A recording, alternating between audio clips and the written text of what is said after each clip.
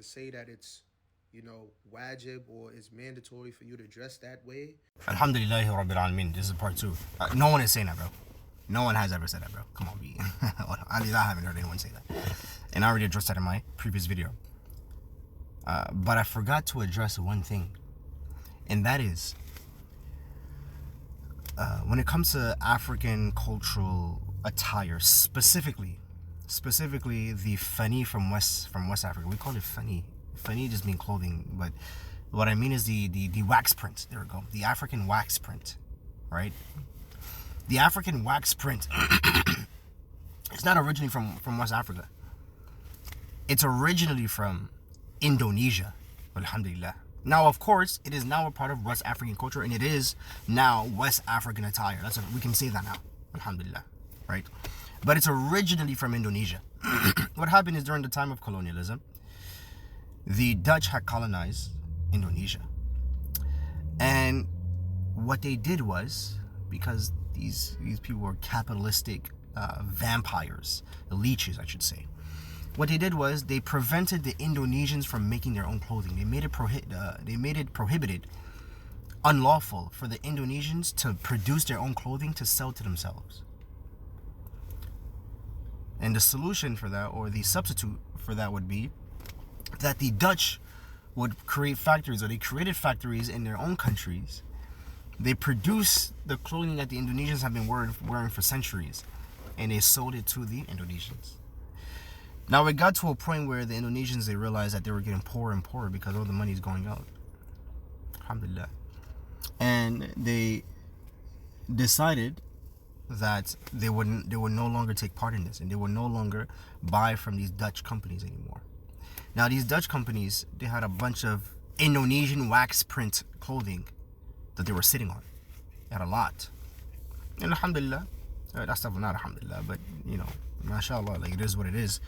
The Europe had colonized most of the world. Alhamdulillah, all of the world, I can say, most of the world. And they then decided to take those clothings that they were sitting on to West Africa. I forget which people they started with, which people they sold to first, or they introduced it to first. But then they went. This was like the 1800s. This was like recently, like 200 years ago. Right? They sold it to our people. Our people took it. They loved it. They took it, alhamdulillah, because they had a good sense of style. Of course, we're West African. In fact, we have the best sense of African. So they took it to our people, and our people took it as their own. Alhamdulillah Rabbil Alameen. And if you look today, do your research.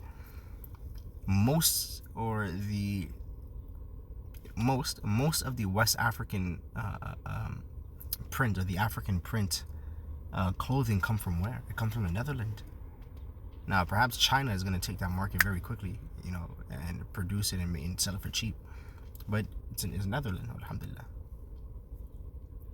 Instead of spending all of our money on luxury clothing, I spoke about this in my first video, so-called luxury clothing, which is European clothing. I mean, this is legit like psychological colonialism 2.0. That luxury comes from Europe. They do make good things, I gotta be honest. They do make good things. But still though, luxury, for me, I'm not Fulani, but luxury is if I have a box t-shirt that says Jallo, or I have a box t-shirt that says Jawara, or I have a box t-shirt that says Jabi, or I have a box t-shirt that says Ba or Barry, so on and so forth. That's luxury. That's our people, alhamdulillah. Alright, I'm back. I had to get a call. So luxury would be that, right? In reality, it's true reality, not European names on our chest. Even though they make good clothing, but in reality, come on, these clothing don't cost $1,000. All right, alhamdulillah. But if this rhetoric were used for our people, or at least to correct our people and to prevent our people from being exploited, then those thousands of dollars that we're spending on, Montclair, Casablanca come from Morocco.